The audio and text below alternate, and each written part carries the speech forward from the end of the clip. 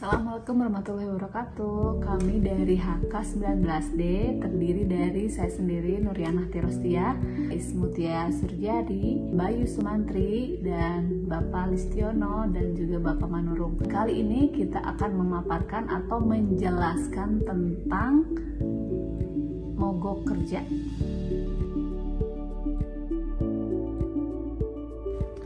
Mogok kerja. Pengertian mogok kerja pasal 1 angka 23 Undang-Undang Nomor 13 Tahun 2003 tentang Ketenagakerjaan mendefinisikan mogok kerja merupakan tindakan pekerja atau buruh yang direncanakan dan dilaksanakan secara bersama-sama dan atau oleh serikat pekerja atau serikat buruh untuk menghentikan atau memperlambat pekerjaan.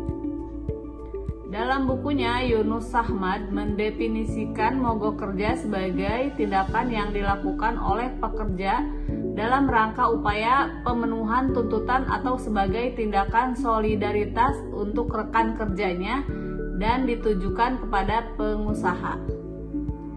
Hak mogok kerja merupakan hakikat dari hak untuk berorganisasi yang dilindungi oleh Konvensi ILO Nomor 83 tentang kebebasan berserikat dan perlindungan hak untuk berorganisasi. Mogok kerja merupakan hak dasar dari buruh atau pekerja yang diakui hampir di seluruh dunia sebagai salah satu cara utama bagi para buruh atau pekerja atau serikat pekerja untuk mendapatkan pembelaan kepentingan ekonomi dan sosial mereka. Demikian pula bagi pengusaha atau organ. Tujuan mogok kerja. Mogok kerja digunakan sebagai alat untuk mencapai tujuan berupa tuntutan-tuntutan pekerja atau buruh yang harus dipenuhi oleh pengusaha yang terbagi atas tuntutan normatif dan tuntutan tidak normatif. Mogok kerja tidak bisa dilakukan oleh ibu rumah tangga atau mahasiswa, hanya bisa dilakukan oleh pekerja. Mogok kerja harus direncanakan dan dilaksanakan secara bersama-sama, dilakukan oleh lebih dari satu pekerja. Tujuan mogok kerja adalah untuk memaksa perusahaan atau majikan mendengarkan dan menerima tuntutan pekerja dan atau serikat pekerja. Caranya adalah dengan membuat perusahaan merasakan akibat dari proses produksi yang terhenti atau melambat. Kendati sudah diakui di dalam undang-undang, sebelum melakukan mogok kerja harus memenuhi persyaratan. Pertama, benar-benar sudah diadakan perundingan yang mendalam mengenai pokok-pokok perselisihan antara serikat pekerja dengan majikan. Benar-benar permintaan untuk berunding telah ditolak oleh pihak pengusaha. Telah 2 kali dalam jangka waktu 2 minggu, tidak berhasil mengajak pihak lain untuk berunding. Mogok kerja terjadi oleh karena adanya gagalnya perundingan yang mengindikasikan adanya perselisihan antara pekerja dengan pengusaha. Undang-undang memberikan koridor hukum agar suatu aksi mogok kerja dapat disebut sebagai mogok kerja yang sah. Prosedur atau syarat administratif yang harus dipenuhi agar mogok kerja dikatakan sah diatur di dalam pasal 140, pasal 141, dan pasal 142.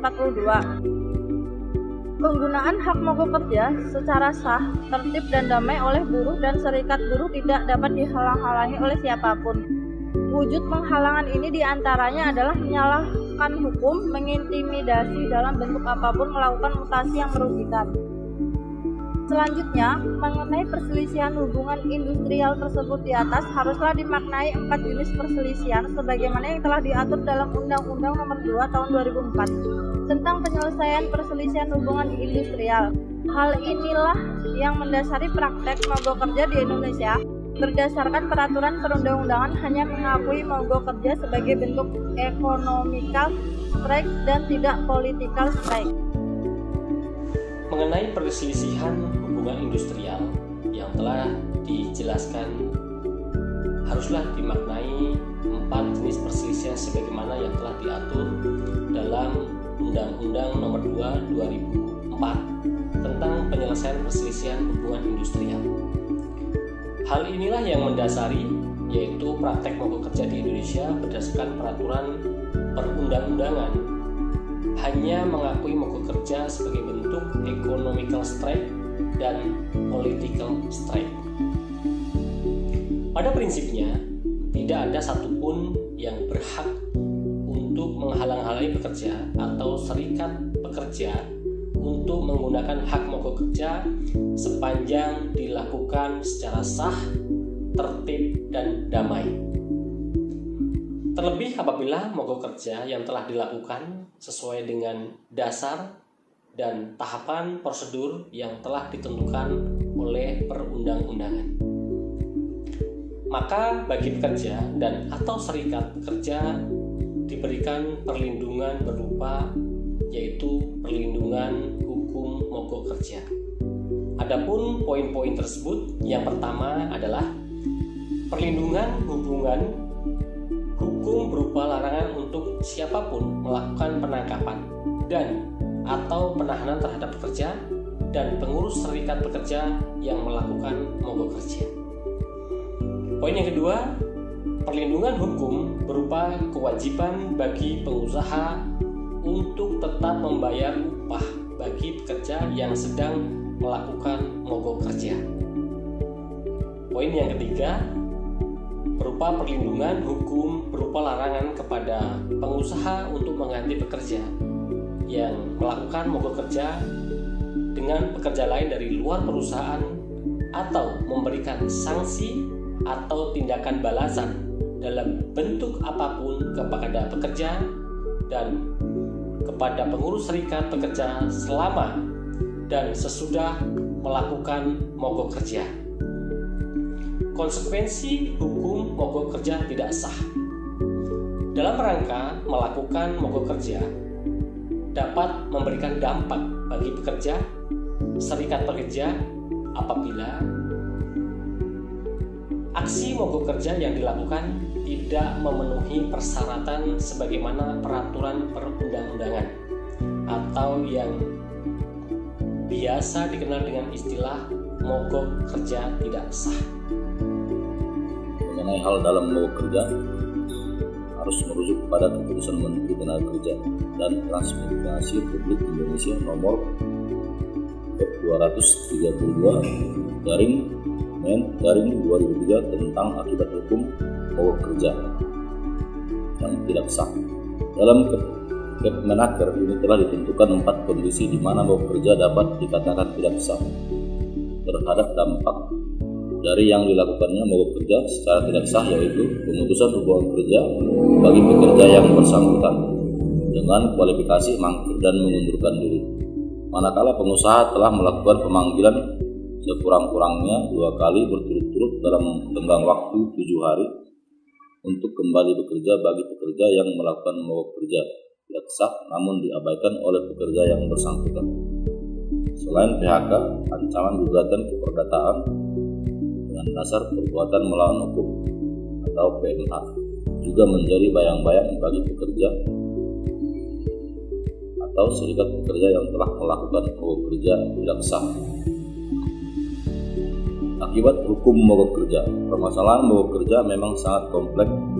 Untuk masalah mogok kerja ini diatur khusus pada pasal 137 sampai pasal 145 dalam Undang-Undang Nomor 13 Tahun 2003 tentang Ketenagakerjaan. Lebih lanjut mengenai peraturan pelaksanaan mogok kerja diatur oleh Kepmenaker Trans Nomor 232/2003 tentang akibat hukum mogok kerja yang tidak sah. Dalam pasal 137 Undang-Undang Nomor 13 Tahun 2003 tentang Ketenagakerjaan disebutkan bahwa mogok kerja harus dilakukan secara sah, tertib, dan damai sebagai akibat dari gagalnya perundingan. Sebagai akibat gagalnya dari perundingan. Sah di sini adalah mengikuti prosedural yang diatur oleh undang-undang. Tertib dan damai di sini artinya adalah tidak mengganggu keamanan dan ketertiban umum dan tidak mengancam keselamatan jiwa dan harta benda milik perusahaan, pengusaha atau milik masyarakat.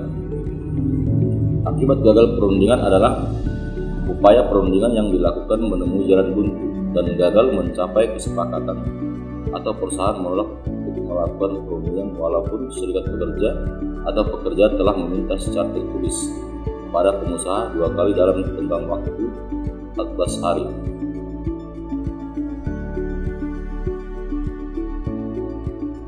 Baik, terima kasih kepada rekan-rekan yang sebelumnya sudah menyampaikan pemaparan materinya. Di sini akan melanjutkan materi tersebut melalui salah satu contoh kasus akibat dari hukum mogok kerja. Yang pertama, kronologis. Peristiwa ini terjadi antara saudara Hadi Siswanto dan kawan-kawan yang kurang lebih total 77 orang dengan PT Indonesia Tobacco. Poin pertama, kronologis. Permasalahan diawali pada tanggal 20 bulan Mei tahun 2014. Terjadi mogok kerja yang dilakukan oleh Hadi Siswanto dan kawan-kawan yang merupakan para pekerja PT Indonesia Tobacco.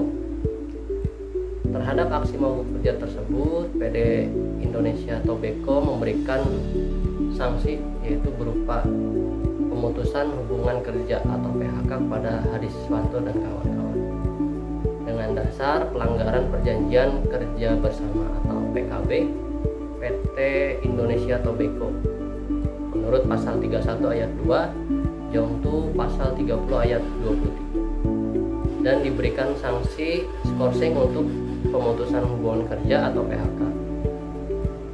Perselisihan PHK ini diperselisihkan oleh Hadi Siswanto dan kawan-kawan sebagaimana ketentuan Undang-Undang Nomor 2 Tahun 2004 tentang penyelesaian perselisihan hubungan industrial, dan pada tanggal 10 Desember 2014 oleh Hukum Pengadilan Hubungan Industrial pada Pengadilan Negeri Surabaya telah diputuskan dalam Register Perkara Nomor 98-G/2014-PHI-SBY yang amarnya menyatakan Hadi Siswanto dan kawan-kawan telah melakukan pelanggaran indisipliner dengan melakukan aksi mogok kerja yang tidak sah, dan pemutusan perkara nomor 98-G/2015-PHI-SBY ini telah mempunyai kekuatan hukum tetap.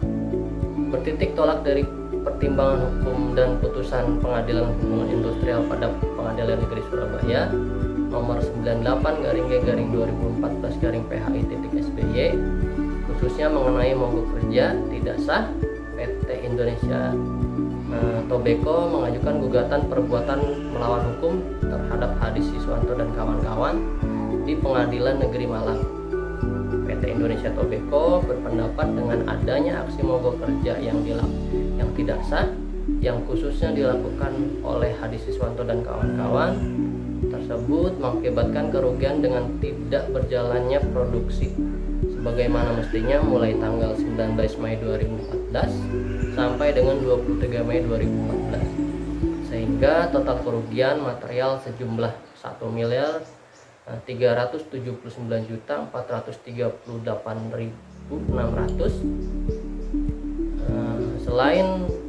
Selanjutnya PT Indonesia Tobacco juga berpendapat mengalami kerugian imaterial atas mogok kerja tidak sah karena mengakibatkan pengiriman barang pesanan tidak pihak konsumen penggugat tidak dapat dipenuhi sesuai dengan jadwal pengiriman, sehingga berakibat mengurangi rasa kepercayaan konsumen terhadap PT Indonesia Tobacco yang apabila dihitung dengan nilai uang maka kerugiannya adalah sebesar 1 miliar rupiah. Poin kedua, pertimbangan hukum. Dalam pertimbangan hukumnya, setidaknya Majelis Hakim Pengadilan Negeri Malang membagi menjadi dua isu hukum mendasar. Isu hukum pertama, dalam kesimpulannya, Majelis Hakim Pengadilan Negeri Malang berpendapat kewenangan peradilan umum dalam menegakkan gugatan atas dasar perbuatan melawan hukum telah didistorsi, yaitu dengan dibentuknya pengadilan khusus yang tetap berada dalam lingkungan peradilan umum. Dengan demikian, undang-undang telah menentukan batasan mengenai kompetensi absolut dari lingkungan badan peradilan tertentu yang berkaitan dengan gugatan perbuatan melawan hukum. Sedangkan isu hukum kedua, Majelis Hakim Pengadilan Negeri Malang berpendapat gugatan perbuatan melawan hukum PT Indonesia Tobacco terhadap Hadi Siswanto dan kawan-kawan dititik beratkan karena adanya mogok kerja Hadi Siswanto dan kawan-kawan, sedangkan mogok kerja yang dilakukan Hadi Siswanto dan kawan-kawan adalah karena adanya hubungan kerja atau hubungan pekerjaan. Maka mogok kerja tersebut termasuk dalam lingkup perselisihan hubungan industrial yang menjadi kompetensi dari Pengadilan Negeri Pengadilan Hubungan Industrial. Di samping itu, mogok kerja sebagai hak dasar yang dijamin dan diakui dalam undang-undang, pelaksananya tidak dapat dibatasi dengan cara apapun, juga kecuali ditentukan dalam ketentuan peraturan perundang-undangan. Dengan demikian, akibat dari mogok kerja itu sendiri tidak dapat dibebankan kepada pemilik hak, yaitu para pekerja atau buruh, atas dasar perbuatan melawan hukum. Yang menegakkan atas dasar dalil perbuatan melawan hukum pun telah dibatasi hanya dapat diajukan ke pengadilan khusus, yaitu Pengadilan Hubungan Industrial. Terlebih dari itu, mogok kerja yang dilakukan oleh Hadi Siswanto dan kawan-kawan dan yang sudah dinyatakan tidak sah oleh Pengadilan Hubungan Industrial Surabaya sudah menuai akibat bagi Hadi Siswanto dan kawan-kawan, yaitu dengan diputuskan hubungan kerja Hadi Siswanto dan kawan-kawan dengan PT Indonesia Tobacco.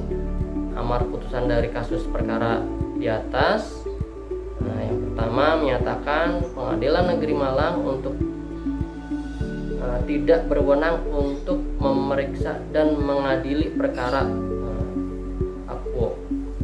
Dan yang kedua menyatakan gugatan penggugat tidak dapat diterima atau need on panlich per set atau NO. Terima kasih. Dan presentasi dari kelompok kita dari HK19D tentang mogok kerja. Bila ada kesalahan atau kehilafan dari pemaparan kita, mohon dimaklumin ya. Terima kasih. Assalamualaikum warahmatullahi wabarakatuh.